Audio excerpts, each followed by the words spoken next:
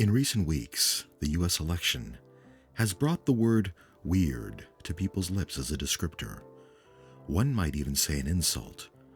For several politicians and talking heads, and well, they aren't taking it very well. Now, this has led to some pointing and laughing, but also what I would call a bit of unease in some circles at the negativity attached to weird as a pejorative term. And even if you're one of those people who realize that you are weird and have grown comfortable with this, you may feel some unease at what feels like the calls coming from inside the house, so to speak. So, for the people feeling unsure about this, maybe I can help give some nuance, and as a bonus, talk about how this ties into the anti-furry to furry pipeline. So allow me to shed a little light on the subject, hopefully without too much smoke and mirrors, while we talk about it. This could be a much longer video, but given the recent rise in the politically directed use of weird, I felt like timeliness would be better than spending months on a video only to have this moment long gone. This could be a half dozen different videos, and maybe some parts I'll come back to later.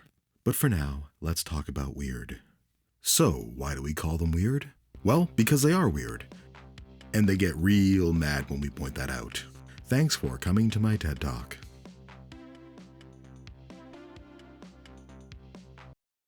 Okay, I'm kidding.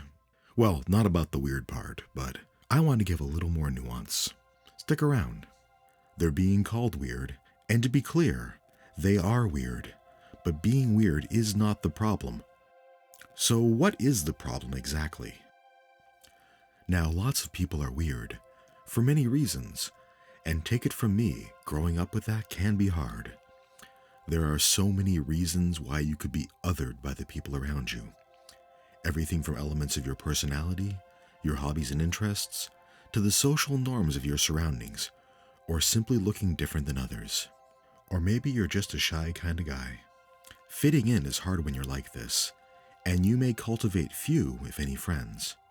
Usually your best hope is finding the other misfits for some sort of social contact, and or getting very used to a solitary world. And maybe, as your world expands upon growing older, you find more people that live on a similar wavelength you can vibe with.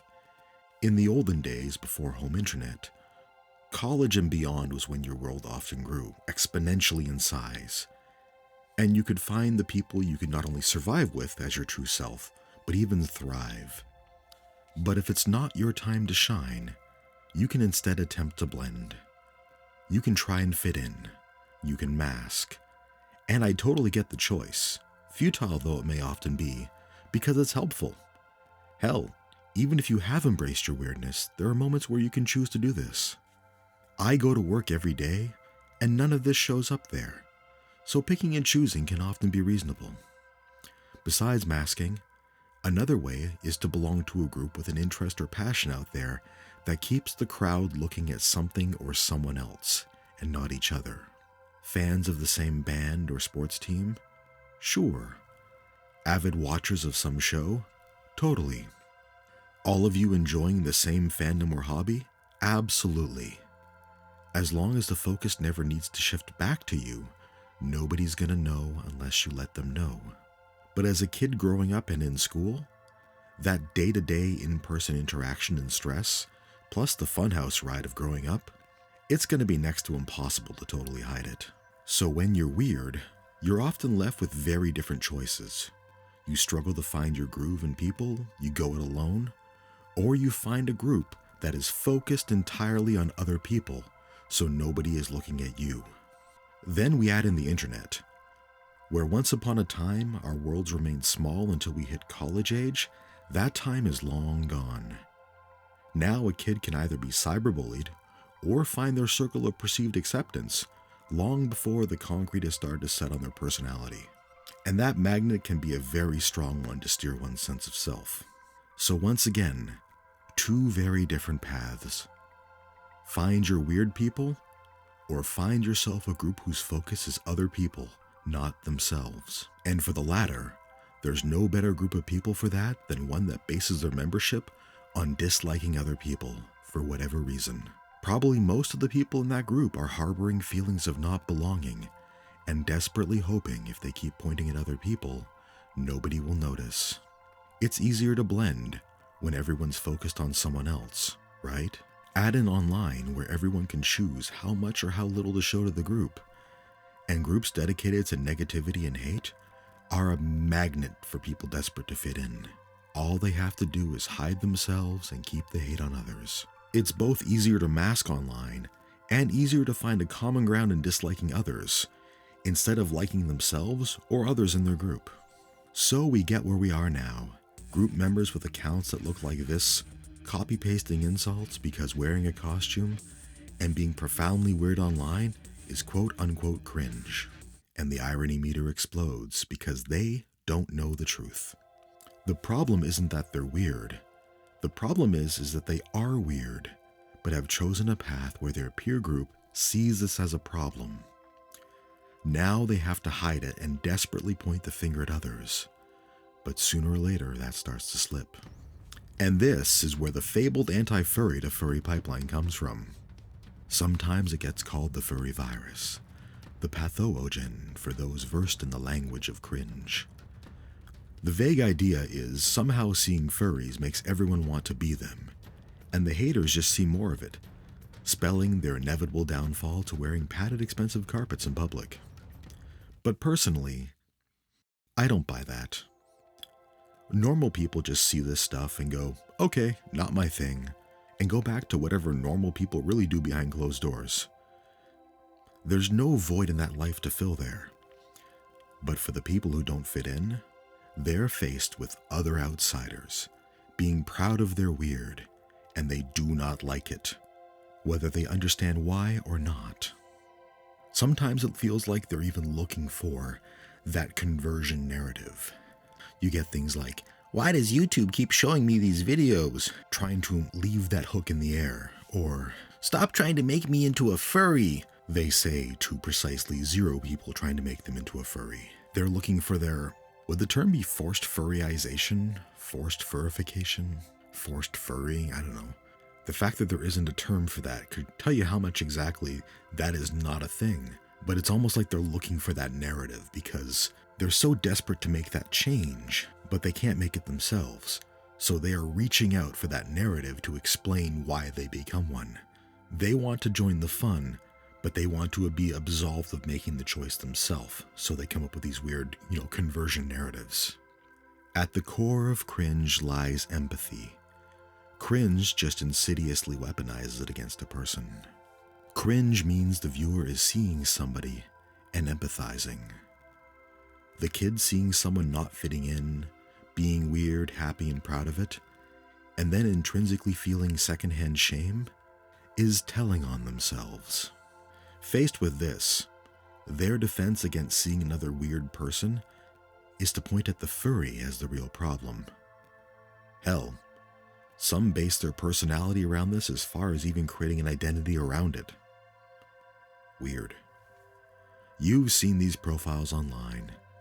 The Anti-furry 2493 or Furry Hunter random numbers. Sometimes it's a skull or soldiers. Sometimes it's people who don't get the satire from Warhammer 40k. Sometimes it's random icons, often evoking images from a historical group I cannot show without danger of this video being blocked. But let's just say red, black, and white are the common colors. Or it's incredibly popular or well-known people, sports stars, billionaires, TV characters, etc. And this is where we could invent some Batman-esque dialogue of, we're not so different, we both wear masks. That level of equivalence, but again, I think some nuance and contrast is needed here. Their avatars tend to depersonalize. They attempt to show little, if anything, about the person behind it. At best, it shows what they stand against, or personally so universally known or generic, it says nothing about themselves. And when you're weird and trying to literally mask it, then what better way to do so? It's like a pre-rolled personality and ethos all in one, with no questions asked from whatever group finds you. Nothing personal needed, requested, nor wanted, because that might require others in the group to tolerate their weirdness. For them, power comes from finding a group to hate others. Now, I may be a little biased here, but that doesn't sound like a fun way to live. So what about the standard furry avatar? The fursona, or fursuit head, dino mask, or just art of your character? Is that not hiding?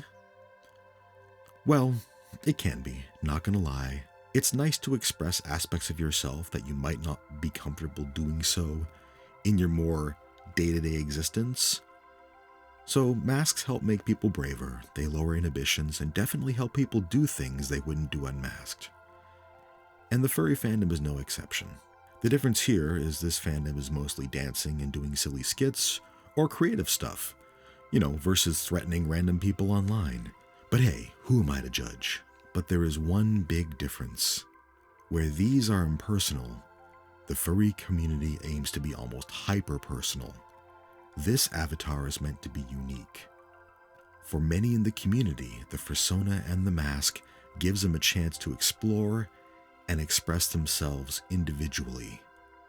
Things they were afraid to face the world with, and their likes and their dreams, and often their personality that's hiding under the crushing weight of their regular life that looks down on it.